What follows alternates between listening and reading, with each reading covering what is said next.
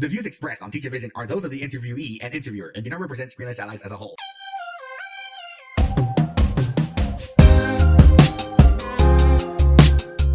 Hello there, and welcome to the podcast where everyone has a different vision of learning, called Teachavision, episode number 33. My name is Jose Briceño, and today we're going to have a bit of a shorter episode because in the interview with Miss Alyssa Minwell, if you've listened this far, we started talking about the struggles of having a job in the sighted world when you're totally blind. And today we're going to discuss the obstacles that she faced when starting her job at Dell and how she overcame them. We hope you enjoy this shorter episode of Teachavision. But first, it's time for your Teachavision Tech Tip, where we make your technology life a little bit easier by giving you a hint or tip on how to use it. Whether it's computers, whether it's mobile devices, we have it all right here on the Teachavision Tech Tip on Teachavision by Screenless Allies.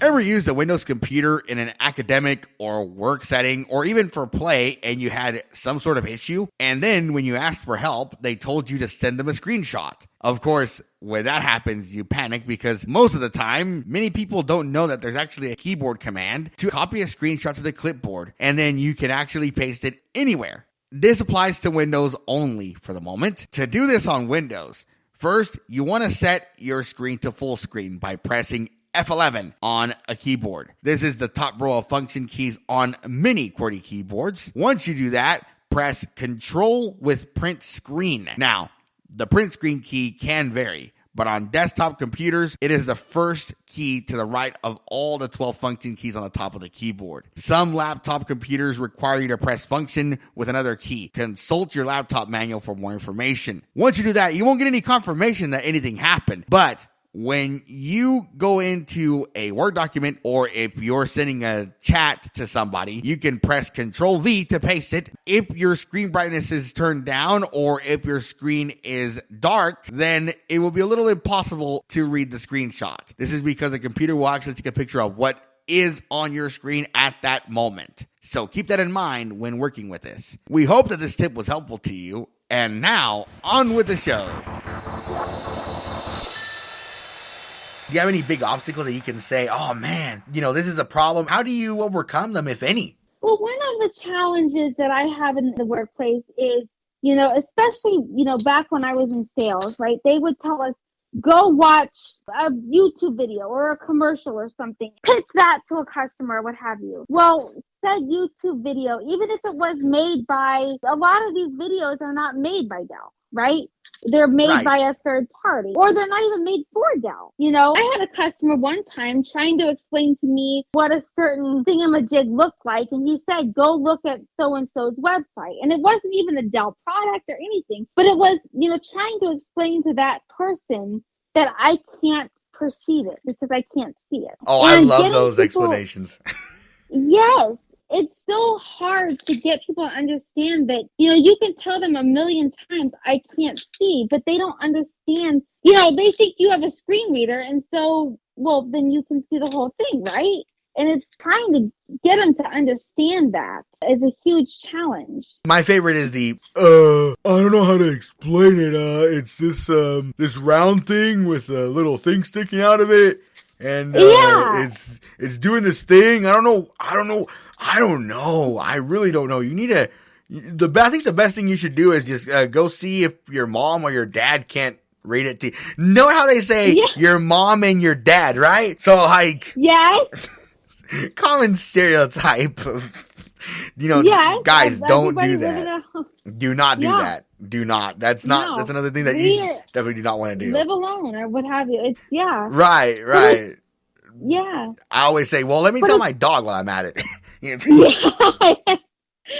That's right. But it's, one of the challenge in the workplace is getting people, and maybe it's not even your fellow employee, but your customer or somebody else, a colleague of some kind. They just don't, people don't perceive because they see you working so independently. And so they think that you're invincible. Well, you are to a certain point until you hit that one speed bump. And that's where the challenge lies at work. What are some strategies that you've come up with to overcome this obstacle? The first thing, when I was back in sales, The first thing that I would always do when I got a new customer assigned to me or what have you, and was responsible for a new person, if you will, a new contact, is I would always start by simply just saying, look, John or Sue or whatever your name is, I want to be straight up with you right at the beginning. I can't see. And I'm not telling you this for pity. I'm not telling you for anything else, but just to tell you that when I say, that I'm struggling to understand a certain piece, this is why. And, one of the biggest things that I'll tell the listeners to the podcast is a lot of people are afraid of coming out and talking about their visual impairment. And honestly, it's the most important thing you can do is to talk about it, because that way people are comfortable, asking you that question of, hey, were you able to, see or understand X, Y, or Z? That's one of the biggest things is just, I don't mean call people out on it rudely, but call them out on it in that and just say, this is who I am, but it's okay, kind of a thing. Right. Well, that definitely makes sense. And I definitely agree with that statement. I definitely do agree with that statement. So yeah, for future listeners, definitely consider that next time you have somebody who's totally blind. And for blind people, I know sometimes it's a little harder, but like the people that are, going into the workforce, that's very important. Honestly, I'm not ashamed to talk about my vision problems or whatever if I need to. Heck, I even make jokes about blindness. So, I mean, that's, that's the biggest thing I do is you got to joke about it. I mean, I'll even, say jokes at work. Hey, you got a problem with the blind girl or, something of that nature, and just get people comfortable with it. My favorite is the I'll hear you later one that I always do. Yeah. See you later. I'll hear you later. Why? Never fails to make people, can you see that? No, not really, but if you could magnify it, that'd be then good. then you get people who over joke about it. There was a couple of people at work who would overly joke, and I'm like, okay, that joke has been used too many times. Find another joke. I've been there, done that. I've been definitely, you definitely want to don't overstep, but definitely, I think that I really that's a good icebreaker. That it was a painful thing, but it's like, okay, that joke isn't funny anymore. Let's just say it like it is. Right, now it's just like, ha, ha, ha, Yeah, I can't fake laugh anymore.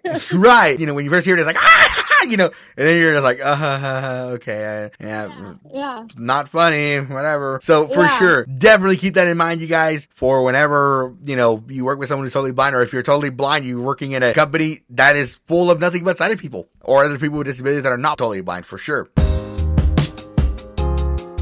Thank you for joining us for this edition of Teachavision by Screenless Allies. We'll see you on the next one. Meanwhile, you can check out our website at screenlessallies.com. SCREENLESSALLIES.com.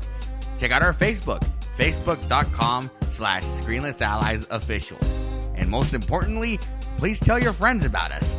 And if you have any suggestions or comments or questions, you can definitely email those to info@screenlessallies.com. We'll see you next time, and thank you for listening.